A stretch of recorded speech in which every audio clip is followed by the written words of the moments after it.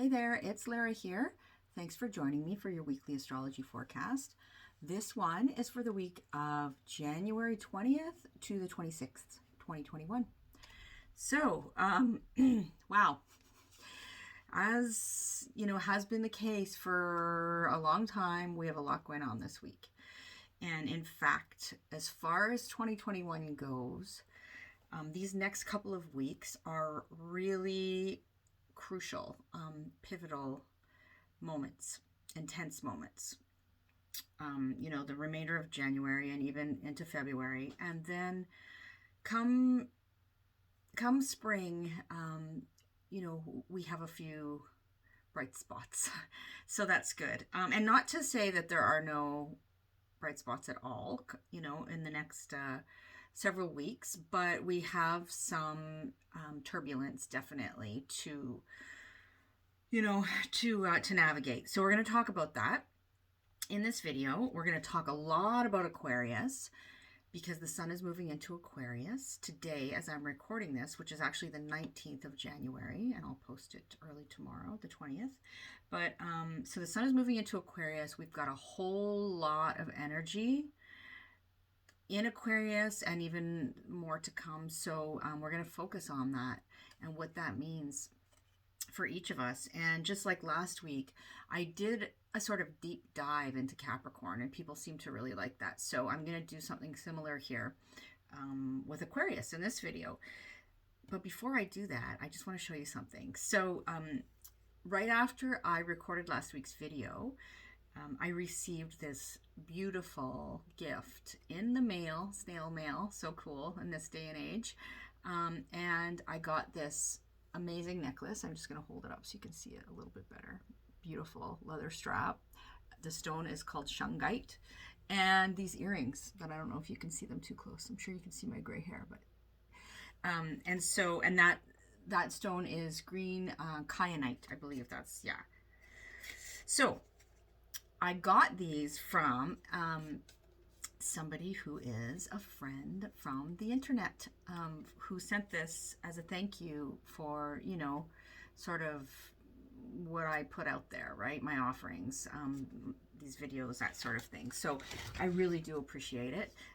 So her name's Amanda, and she makes this beautiful jewelry, and here's her card. I don't know if you can see that. I'm going to post the link below to her Instagram, if you want to check it out for yourself. So it's called, her business is called, and I hope I'm pronouncing this right, I don't know if I am, Aliara Anu Artistry. So I'll put the link below, but I just wanted to show that off because it is just, it's amazing. I've been wearing it all the time. Shungite, actually, if you're somebody who's into, stones and crystals and stuff, shungite is good for if you're around technology a lot. So, which I am. And so Amanda knew that and thought it would be appropriate. So I really appreciate it. I've actually even been sleeping with it hanging beside my my bed at night. So I wanted to show you that. All right, so let's get into it. As I'm recording this, and for the last couple days, I can't remember the exact day, where are we? I think early yesterday, the moon moved into Aries, right? So the moon is still in Aries as I'm recording this, and going to move into Taurus later today, I think. And so I should have written that down, but I didn't. But so what's been happening over these last couple of days is that the moon is triggering the cardinal points, right, in the chart, including where we had all the Capricorn stuff going on. And Aries is ruled by Mars, so bringing that element to the forefront as well. The moon's going to move into Taurus, and that is going to trigger that Taurus Aquarius square that we talked about a couple of weeks ago, which is a prominent feature of the astrology of 2021. Excuse me. So, and that, at that point, she will be in her first quarter square phase, right? Because the most recent new moon was in Capricorn, a cardinal sign. Then when the moon reaches the point in the phase where it hits the next cardinal sign, it squares where she was at the new moon. And so we've got the first quarter square phase, which is a bit of a, the square is a bit of a crisis point, right? A bit of a spot where in terms of the moon cycle, the lunar cycle, we reach a point where we have to sort of make those adjustments to whatever we initiated at the new moon, right? Or we might come up against some sort of obstacle that we need to overcome, that sort of thing. And then on the 23rd, the moon will move into Gemini and finally move off into Cancer on the 25th, on Monday, next Monday. So that's where the moon is at. And as you know, if you've been here for a while, I like to give you the lowdown on where the moon is at, because it really does directly reflect our daily ebbs and flows, right? And even if we're talking about mundane astrology, right, like the astrology of sort of world events, the moon represents the people. So it's really important to kind of have your pulse on what the moon is doing.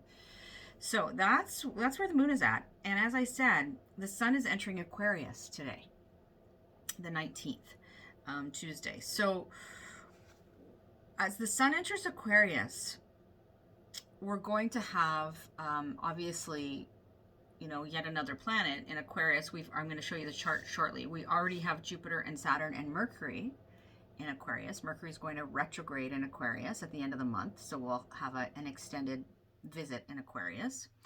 And then early in February on the 2nd, right, which is Imbolc, or Groundhog Day, Venus is going to enter Aquarius as well. And so, just adding to that Aquarian energy. And so that's why I really thought it was important to focus on that today, because the Aquarius-Taurus square is a vital part of the astrology of 2021, right? Because, most notably because of the 3 squares coming up between Saturn and Uranus, right? Saturn in Aquarius and Uranus in Taurus. And that will be a repeating pattern over the year. And we've just had Jupiter squaring as well. Jupiter and Uranus squaring, right? And we have this Mars-Jupiter square. That dynamic is just over and over and over again. But with the great conjunction happening in 0 degrees Aquarius, and now this big stellium, right, collection of planets in Aquarius, we're really getting some insight into what this is all about, right? What this is all about for us collectively, and of course individually in our own lives, depending on where Aquarius sits in your chart, which we're going to get to in a little bit. So today Sun enters Aquarius, and then tomorrow, the 20th, which will be actually the day I release this video, it is the inauguration in the United States, right, of President-elect Biden. And on that day, on the 20th, we have Mars in an exact conjunction with Uranus in Taurus at 6 degrees. At the time of the inauguration, the moon will still be in Aries. So if I confused you at first, the moon is entering Taurus on Wednesday, the 20th, but later in the day, right? I think I said later today, but what I really mean is tomorrow, because I'm recording this a day early. So, because that election or that inauguration is supposed to take place at noon, right? Eastern time. So Mars conjunct Uranus is this energy of breaking barriers or breakthroughs or severing something. Mars is this energy that can be cutting or severing, right? And Uranus is a planet associated with revolution, rebellion, liberation, shock and awe, unexpected sort of insights flashes of genius, these kinds of things. And so there is this energy when Mars and Uranus come together. It can be impulsive, very impulsive, explosive type energy, but it can also be breakthroughs, right? And breaking barriers and sort of severing something. So that's going on the 20th at the time of the inauguration in the US. And I'll show you what that looks like on the chart. But I just want to run down the list of what's happening before we go a little bit further. As I mentioned, Mercury's in Aquarius right now, and is preparing to retrograde, so already in the shadow zone, we call it, right? Meaning that Mercury has now entered the territory that it will revisit when it retrogrades. So, and the retrograde, I think it stations on the 30th, right at the end of January. So, but we'll talk about that, closer to the date. So we've got Mercury in there, and we have on the 23rd, we have the Sun, who will be in Aquarius, meeting up with Saturn. So in a conjunction with Saturn. That happens once a year, right? The Sun meets up with Saturn. And it's always around that time of what we call Blue Monday, right? So it's that point in the year where it feels heavy. Our energy is kind of, our life force, the Sun, our life force, right? Representing our life force is at an all-time low kind of thing, right? We're in the dead of winter here at this particular conjunction in the north, obviously, northern hemisphere. And our reserves are dwindling, right? Our stores are dwindling.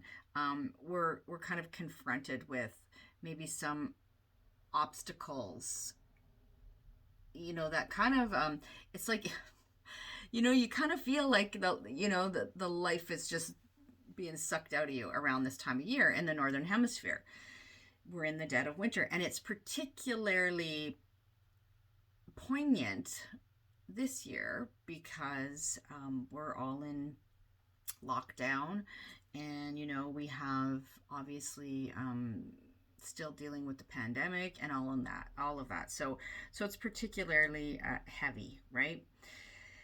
And then we have on Saturday, around Saturday, Sunday, over the weekend, we've got Mars in a square with Jupiter. So Mars in Taurus, squaring Jupiter in Aquarius, around 7-8 degrees, right? Uranus will still be at 6 degrees. Uranus moves very, very slowly. But again, there's this energy with Mars in the picture there. Mars, right? Action, impulse, assertion, aggression, drive, will, severing, war, the god of war, literally. So we've got Mars there coming into this tense conversation with Jupiter, who likes to amplify everything that it comes into contact with, right? Jupiter is a benevolent planet, but it does have this quality of amplifying whatever it comes into contact with. And so that can be, overdone, too much of a good thing, or too much of whatever it is that it's touching. And so Mars square Jupiter, we can have this sort of amped up qualities of Mars that I just mentioned. On the plus side, that can be, we muster up the courage to take on something or to do something, or, to sort of say our piece, that sort of thing. And then all this time that all of this is going on, we have Neptune in square with the nodes of the moon, right? Which are in Gemini, the north node, and Sagittarius, the south node. And Neptune in Pisces is squaring the nodes of the moon. So as I've said many times before, from an evolutionary astrology perspective, when there is a planet squaring the nodes, it can trip us up on our trajectory. That's the way I like to describe it. So it's, it's like, and Neptune can be very associated with, you know, wearing rose-colored glasses, with delusion, with illusion, confusion, all those words, right? Also very much with compassion and empathy and that sort of thing. But it's like when Neptune is squaring the nodal axis in Gemini and Sagittarius, the axis of the mind, of communication, of information, that sort of thing. It's like we can get mixed messages. We don't know what to believe. We're not sure, you know, what's true from one day to the next. We may believe things that turn out to not be true. We may believe certain things because we want to believe them, right? We have our rose-colored glasses on. So this is something to be aware of over this period of time as well.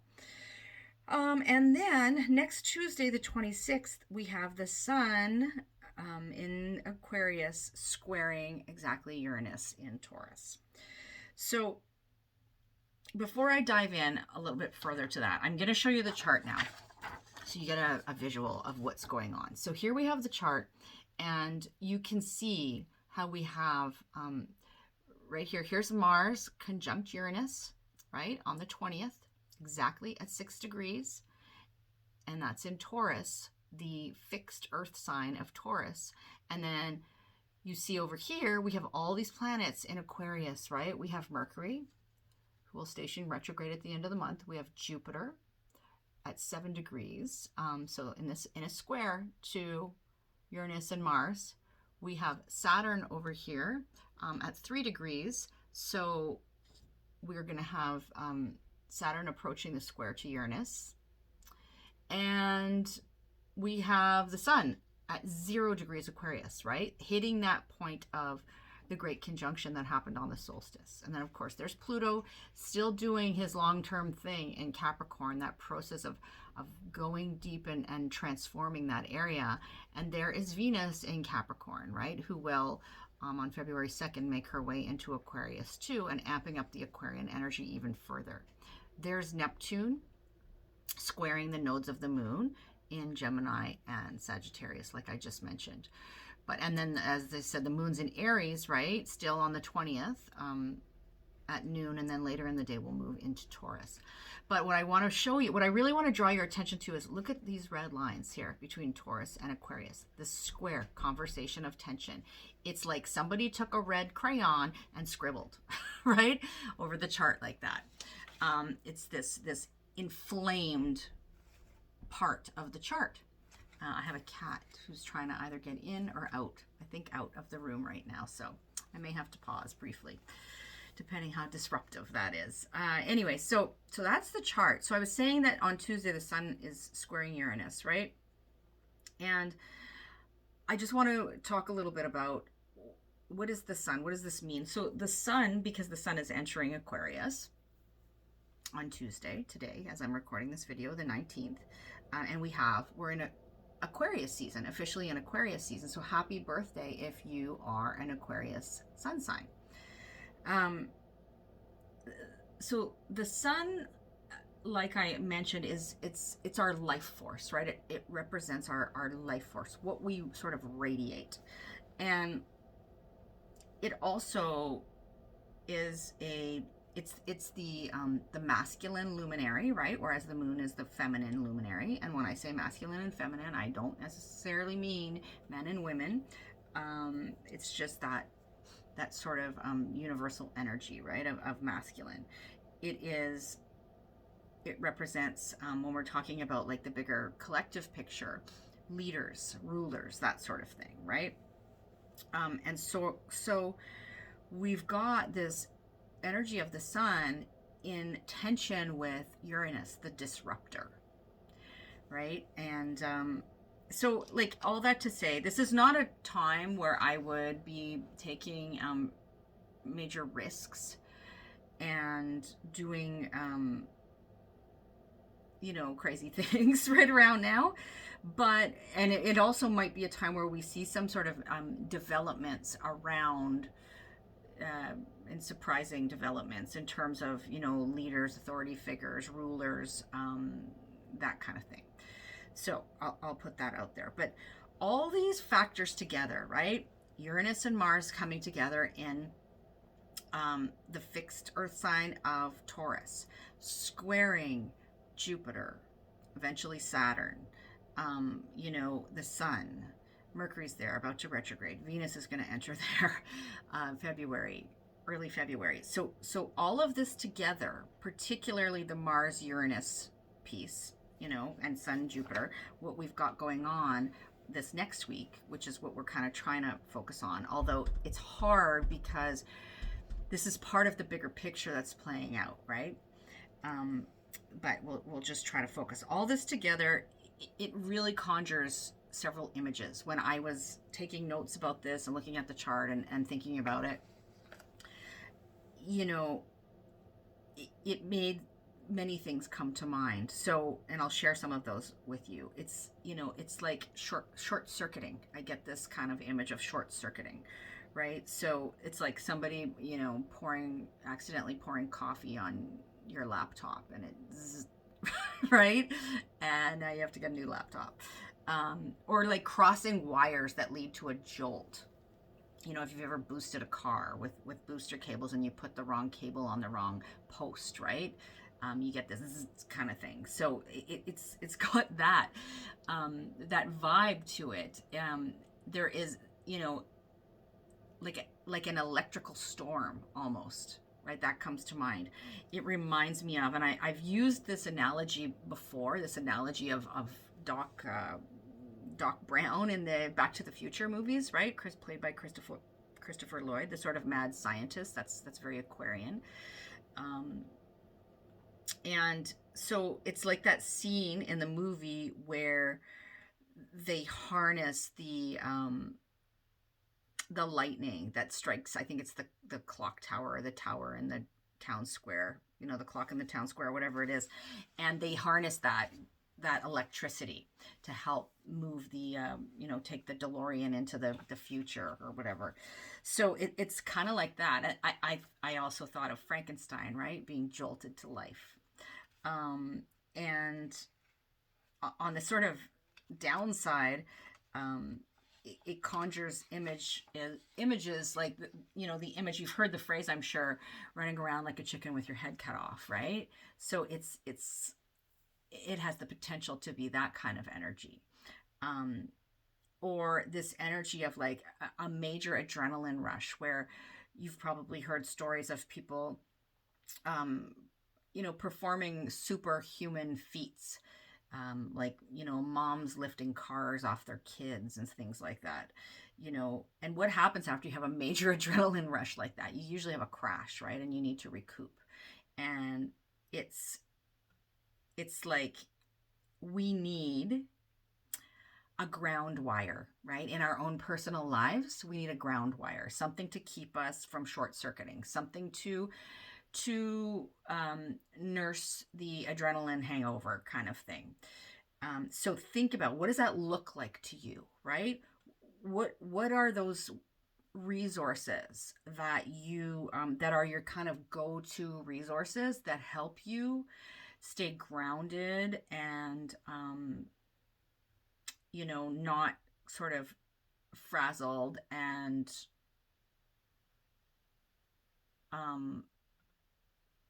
like, or if you're in a crisis situation, what are the resources you call on? Or afterward, what do you do to nurture yourself and bring yourself sort of back down to level, right? So think about that. And we're just about to do our deep dive into Aquarius before I take you through the signs. But I just wanted to mention, next week we're going to talk about the full moon that's coming up in Leo, which is Aquarius's opposite sign. Right? And we have Imbolc, right, coming up next week too, on February 2nd, February 1st, 2nd, around that date. So let's talk about Aquarius. Because we are in the thick of it. We're in the thick of Aquarius season. And this is very telling. And really, like I said at the outset, it's really giving us, paying attention around this time, gives us insight as to what this sort of new era is all about, because we had the Great Conjunction, right, back in December. So there's a lot of energy moving into the Aquarian house of each of our charts. And I will get to the specifics of that, but I want to give you sort of a general overview, sort of deep dive of what is Aquarius, because just like I said last week, I think Aquarius is a sign that has been really misunderstood and perhaps misinterpreted over time for a number of different reasons as well. And so, we kind of tend to, in our modern, pop culture astrology, equate Aquarius to, the age of Aquarius and, the brotherly, sisterly kind of, love and good hippie vibes and all that stuff. And that is not really what Aquarius is all about. So Aquarius is a fixed air sign, right? So, and it is a masculine sign. And I don't know if you remember, if you watched last week's video where I talked all about Capricorn and how one of the things I said is, Capricorn is a feminine sign, right? A more yin energy. Aquarius is a more yang energy. What Capricorn and Aquarius have in common is that they are both ruled by Saturn. I know in modern astrology we say Aquarius is ruled by Uranus, but before the discovery of Uranus, Aquarius was ruled by Saturn. And the more that I dive into the traditional, approach and the Hellenistic approach, the more I see its value. And I really do think that there are, that we're coming to this point where I think ideally, blending both ancient and modern is really beneficial in the long run, right? They both have their value. But I think it's important to understand the roots of things. So, and that's really when you're talking about, when you're looking at, the origins of astrology and, certain lineages, you kind of have to take it back as far as you can. And so anyways, all that to say, what Saturn or what Capricorn and Aquarius have in common is that they are both ruled by Saturn. And so, but Aquarius is the masculine, yang, sort of outward version of that, right? And so, and it's fixed, whereas Capricorn is a cardinal sign. Cardinal signs initiate. Fixed signs are set in their ways. We tend to think of Aquarius as being very futuristic, and in some ways it is, but it's also very, it has fixed ideas, right? It's a fixed air sign, fixed ideas, fixed mind. Sort of stringent or rigid thinking is very Aquarian. There is this kind of sense of knowing or a confidence that Aquarius has, a confidence in their convictions, right? They're not easily swayed. When Aquarius gets on an idea, they're not easily swayed. It's not easy to sway somebody who has a lot of Aquarian energy to your position if they don't really see the sense in it, right? So they're fixed in their thinking. And here's where the kind of breaking the boundaries or that eccentricity that we often associate with Aquarius comes into play. When we have the confidence of our convictions, right, and our ideas, then we're not plagued by self-doubt. So we're much more likely to forge ahead with whatever it is, and that leads to breakthroughs. Whereas if we're bumbling and wavering and we don't have that confidence in our ideas and our thinking, then that really, it stalls us. It keeps us back, right? If you know what I mean. So the sun is entering Aquarius. I've said this a couple times already today, the 19th, as I'm recording this. And the sun, our life force, is in detriment in Aquarius. So, meaning far from home, right? Because the sun is at home in Leo, Aquarius's opposite sign. So when the sun is in Aquarius, it's as far away from home as it can get. And so it's not really comfortable there. It doesn't have all the things it needs to do its job, right? It doesn't have all its resources. Think about this. When you're at home, when you're at your, where you live, you have all the stuff that you normally use and you normally need to take care of yourself and your daily routine. And, if something breaks, you've got the resources available to you, that sort of thing. So when you're far away from home, you don't have that. And so what do you have to do? You have to get creative. You have to think outside the box, right? You have to innovate. You have to conserve energy, pack lightly, carry your Swiss Army knife, right? So this is really the sun in Aquarius. The sun in Aquarius has to innovate to be able to do its job because it's far from home and doesn't have all the resources that it needs. So hopefully that makes sense to you.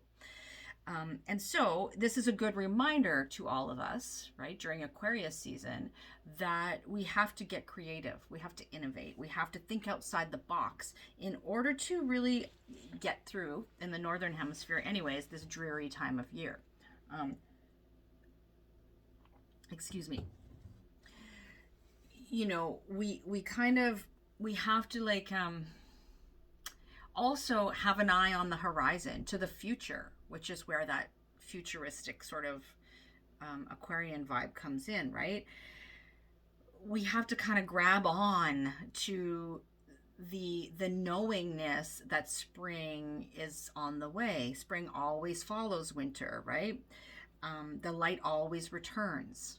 And so when we're in the darkest depths of winter and we are feeling kind of worn out by it all, it's hanging on to that notion that there are brighter days on the horizon that can really help get us through, right? And it's anticipating that rebirth. And so we are kind of, in a sense, almost staying one step ahead of the darkness, right? We're kind of, in our minds, ahead of our time, which is very Aquarius, an air sign, thinkers, right? And very futuristic. So we have a vision of the future. We hold on to that vision for the future to help get us through today. And so the other thing about Aquarius, right? Aquarius is always associated with sort of the collective, right? And often humanitarian causes and that kind of thing. So Aquarius is good at rallying the troops and sort of pointing them to the horizon of the future, right? The promise of sort of what could be. And Aquarius is also sort of associated with this notion of subculture, being on the fringes, being a bit eccentric. And so Aquarius reminds us that it's important to kind of look for our tribe, right? Seek out our tribe. And it's okay for there to be different sort of tribes, as long as we are all, we can all kind of do our own unique thing, but we always have to keep in mind that our actions impact the collective, the greater good. So Aquarius also, as a fixed air sign, it can be emotionally detached, right? So it's like Aquarius knows that if we allow ourselves to get too caught up in the emotion of it all, then that may be our undoing, right? Think again, I'm going to use this time of year because I live in Northern Ontario, and here we are in the dead of winter. So I'm drawing on what I know and my own personal experience, right? That if we allow our emotions to get the best of us at this time of year, it can really drag us down into a depression, right? And so a little bit of emotional detachment can be a valid coping mechanism when we're dealing with tough times and dark days and crises and trauma and this kind of thing. So I mentioned Saturn rules both Capricorn and Aquarius. So I want to talk a little bit more about Saturn's role as the ruler of these two planets, but namely Aquarius. Saturn is the boundary.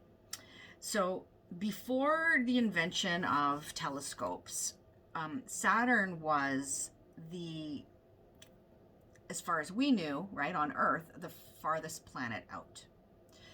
It is the planet we could see, the farthest planet we could see with the naked eye, right? And so there's this sense of boundary, the boundary between the material, earthly world, right? The Capricorn world. Capricorn is an earth sign, right? And so it's that boundary between that and what's beyond that, what we can't see with the naked eye, that which is sort of unknown.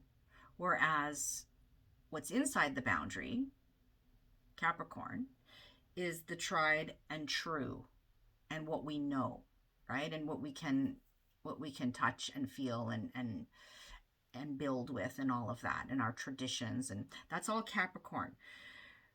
But outside the boundary is Aquarius, the unknown, the great unknown, what we can't see with the naked eye, right? It is the future possibility of whatever exists beyond that barrier, beyond that, what we currently know to be true, sort of thing. And that can be utopian or dystopian, right? Both of those ideas are related to Aquarius. Aquarius is the sign of the water bearer. So the symbol for Aquarius are two little waves, right? And a lot of people, especially when they're first learning about astrology, they think that Aquarius is a water sign because, first of all, aqua, right? And also the symbol is water. So kind of makes sense if you don't really know anything else about astrology that you would think that. But Aquarius is not a water sign. It is an air sign. It is the water bearer, right? The one who holds the water. And I have Austin Coppock to thank for this. I heard him say this a while back, and he was talking about Aquarius as the water bearer and how he relates the idea of Aquarius to the clouds, right? The one with the lofty ideas. And the clouds are gaseous.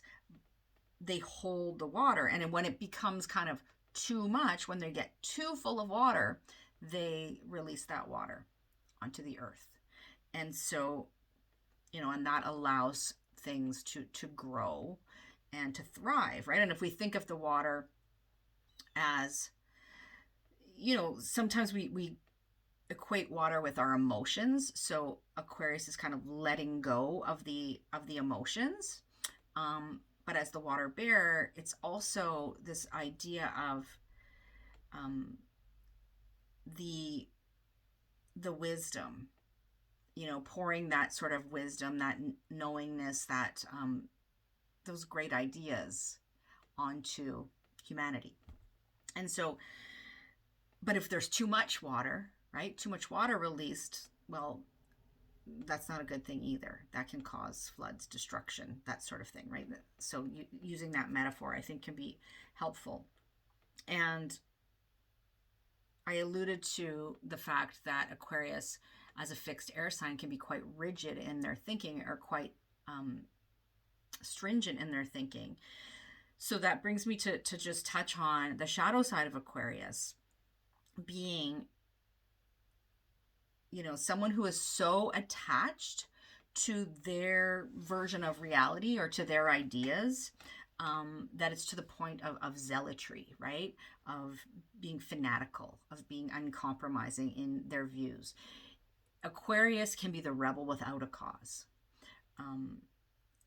The rebel that doesn't really see that in their zeal for having things their way and their vision of things, they may actually cause trauma and damage to others. There can be this kind of tunnel vision that goes on, sort of thing. Aquarius can also be the outcast, the archetype of the outcast or the anarchist. And when I was thinking about this version of Aquarius, or this sort of shadow side of Aquarius, if you will, I was thinking about, sometimes things, I've said this before, things just pop into my head, right? Sometimes I get like names or images or metaphors, these kinds of things. That's the way my Mercury in Aquarius, I have Mercury in Aquarius, square my Neptune works. so I've talked about that before. Symbolic language, that sort of thing. Anyway, so I was thinking about those of you who might be familiar with this name, Ted Kaczynski, the Unabomber, right? I don't know if you remember that, but and so I was thinking about that, and I actually looked at his chart, which is quite interesting. But it's like, he was a brilliant mind. He had a brilliant mind, but was an anarchist and an outcast, and really he murdered people. So, there's this notion, there can be this notion of being so fanatical about your beliefs that you act out for what you see as being for the greater good, but then sometimes people can get hurt, and if people get hurt in the process, that's unfortunate. It's collateral damage, but we don't want to get too emotionally kind of attached to that, right? So that's like taking it to the extreme when we're talking about the shadow side of Aquarius. But just to give you an idea of that full spectrum, right? Being this forward thinker, who really can give us optimism and hope for the future and point us towards the horizon of future possibilities, right? Or the one who is so attached to their beliefs that they can ultimately, do damage in the long run. Okay, so also, just before I go through the signs, I want to quickly mention to you, Aquarius rules ankles and circulation, the circulatory system, right? So I was thinking back, the reason I'm bringing this up is because I was thinking back to the last time Saturn was in first Capricorn and then Aquarius, those two signs obviously follow each other, was in Capricorn, February 88 to February 91, and then moved into Aquarius, February 91 to 94. And for me, I have Aquarius in the 6th house of health and illness and that kind of thing. I had like a broken ankle, a wisdom teeth extraction that was really not pleasant. And Capricorn rules the skeletal system, right? And I also had a severed Achilles tendon. So, interesting how you see that playing out in real life. I just thought I'd share that with you. That doesn't mean, please don't take that to mean that something bad is going to happen. I don't mean it like that. I'm just giving you an example of how you can, reflect on the astrology and see how you really can't make this shit up, right? As I always say. So just like last week, I gave you some questions to ponder before I went through the houses. So take these questions that I'm going to pose to you and think about them through the lens of the house that Aquarius sits in your chart. So which we're going to get to, right? Based on rising sign first and foremost in these general forecast videos. And we're talking about whole sign houses as well in these general forecast videos. So listen for your rising sign, your sun, and your moon. Those will give added layers of information. But Aquarius will sit in a certain house depending on what rising sign you are. So that's what we're talking about here. So before I go through the signs quickly, I just want to pose these questions. Think about, where is a revolution underway in your life, right? Or where is one needed? Where's a revolution needed in your life? How can you think outside the box or do things differently, particularly in that Aquarian house?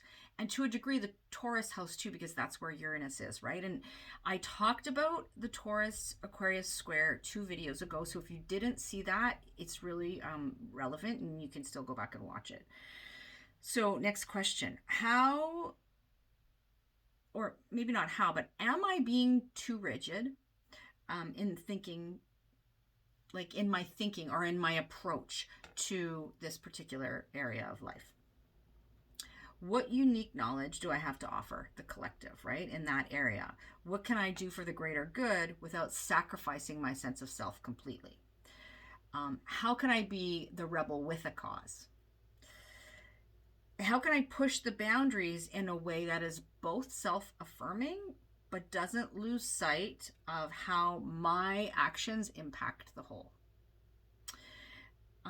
Would it be helpful for me to be more objective and less emotionally driven or triggered in some way in that area of life?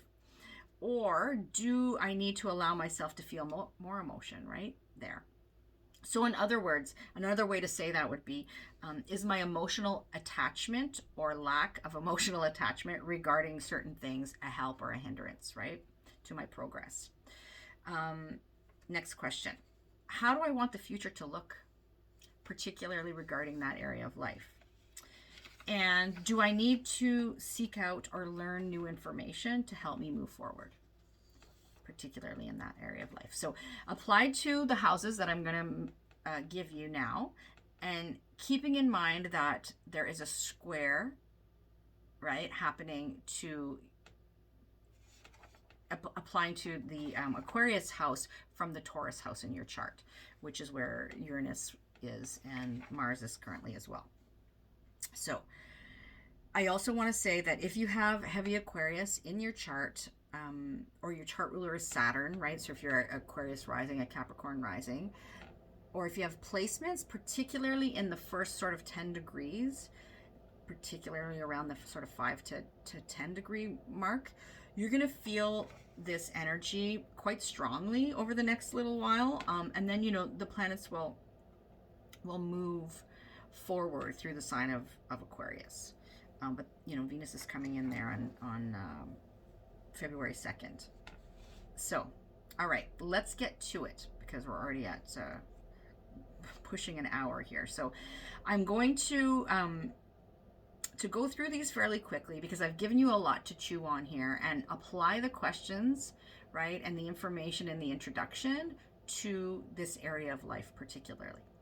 All right, so Aquarius, we're going to start with you because this is your personal revolution, right? This is your house, your first house. If you're an Aquarius rising, then this is impacting. All this energy is in your first house of the self, of your personal vitality, you know, your physical body, your appearance, your well-being in that sense, you know, that physical sense. It has to do with your personality. So like how you project yourself out into the world, how the world perceives you, you know, that sort of thing. So this is a big personal reboot for you. And you are, if you're an Aquarius sun, you're having your solar return, right? Your birthday. So you're getting this fresh start energy coming in. And it's big because there's so much going on in this area for you. All right, so that's you, Aquarius. Next we have Capricorn, the other Saturn ruled sign. So Capricorn, for you, all this Aquarius energy is hitting your second house, which is your personal resources, right? So this is sort of a revolution, a liberation of sorts in the area of your personal resources, your time, your money, your energy, um, the work you do sort of in relation, your skills and talents and how you use those to support yourself, to make money. It's what you place value on and how you value yourself, your sense of self-worth. So those are the things that are undergoing this huge process with all the Aquarian energy moving through there. And Mercury's going to retrograde here and give you the opportunity to really kind of really go back and forth over this ground, right? And see what you need to do here in this area of life. All right, next we've got Sagittarius. So Sagittarius, for you, this Aquarian energy is in your third house. And so that has to do with your thinking, your ideas, your communication, the day-to-day kind of exchanges that you have, communications, information exchange. It has to do with your immediate environment, your immediate sphere, and the people in it. So we think of third house as siblings, cousins, neighbors, teammates, peers, this sort of thing. And also this sense of mobility, short trips, moving parts, right? This is all third house. And it has to do with also teaching and learning at sort of the basic early learning kind of level, or more the 101 level, if you know what I mean. So that's the life area or areas that there is this sense of revolution going on for you. So please apply those questions that I posed to this area of life, right? Next, we've got Scorpio. Scorpio, for you, the fourth house is being inundated with all this Aquarius energy. And so for you, that has to do with your home, your family, your roots, your ancestry, your place of living, your house, that kind of thing, or your apartment, or wherever you live. It has to do with your sense of emotional security as well. So there is a revolution happening or needed in this area of life. And pose those questions to yourself, right? Those questions that I gave you, and consider how you can actively participate in that in your own life. All right, next we've got Libra. Libra, for you, the fifth house is where all this energy is happening, because that's where Aquarius sits for you. And so for you, Libra, this has to do with some sort of revolution in relation to your creative projects, what you put out there in the world, how you have fun in life, what sparks joy for you, things that bring you pleasure. Fifth house also has to do with children and anything revolving around children.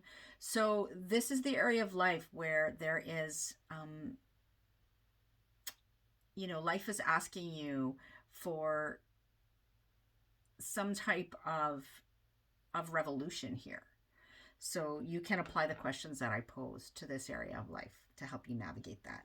Next, we have Virgo.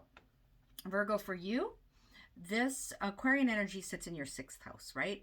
So this speaks to your daily routine, issues around health and illness, your health routine, how you are in service,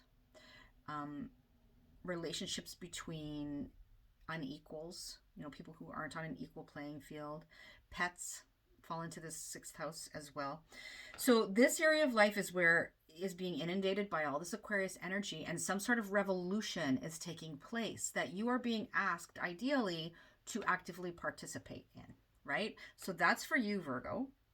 Next, we've got Leo. Leo, for you, we have this revolution, this Aquarian revolution going on in your seventh house, which has to do with your close personal relationships.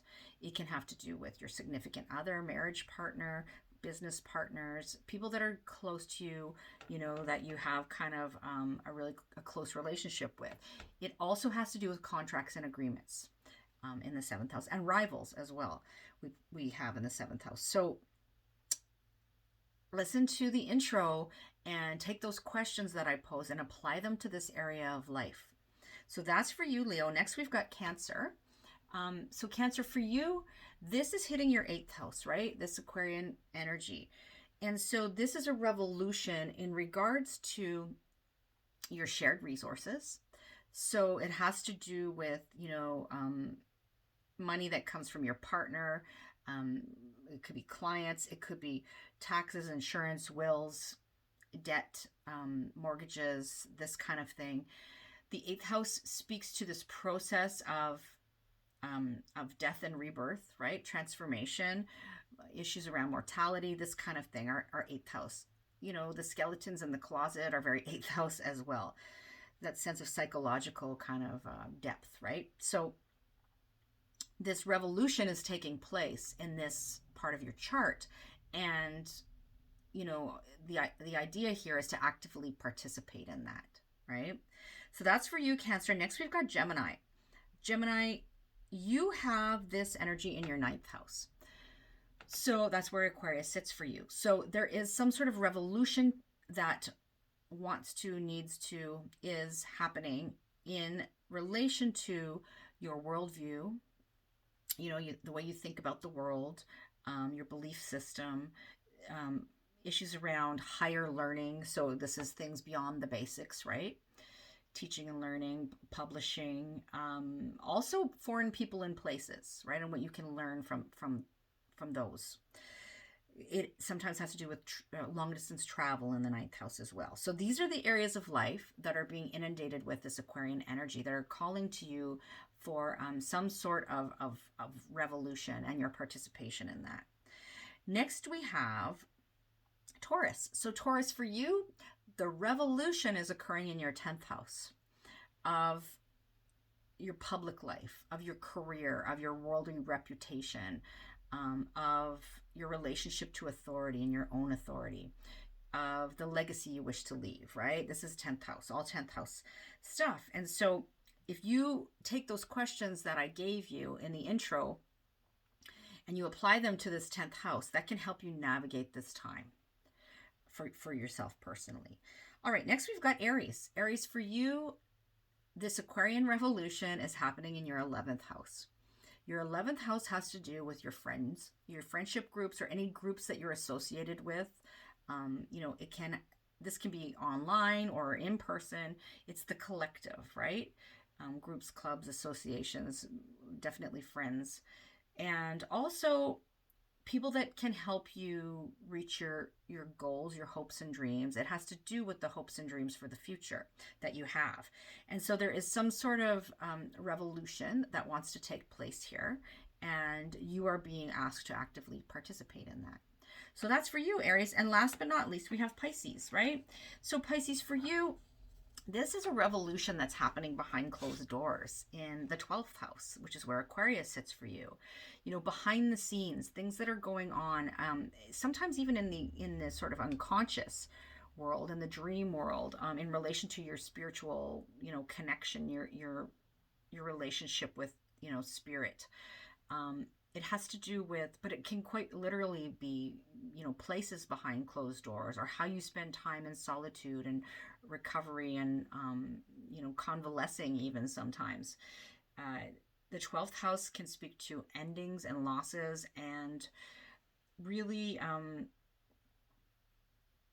you know, oh, I just lost my thought, what I was going to say, the last thing I was going to say, but it can be, I know what I was going to say, this area where sometimes we have self-sabotaging behaviors, right? And we need those to come into our awareness to be able to deal with them. So that is for you, Pisces. And that's for all 12 signs. And I hope that you found this helpful, and that deep dive into Aquarius helpful. You can let me know in the comments below. And I will see you next week, okay? Take good care. Bye for now.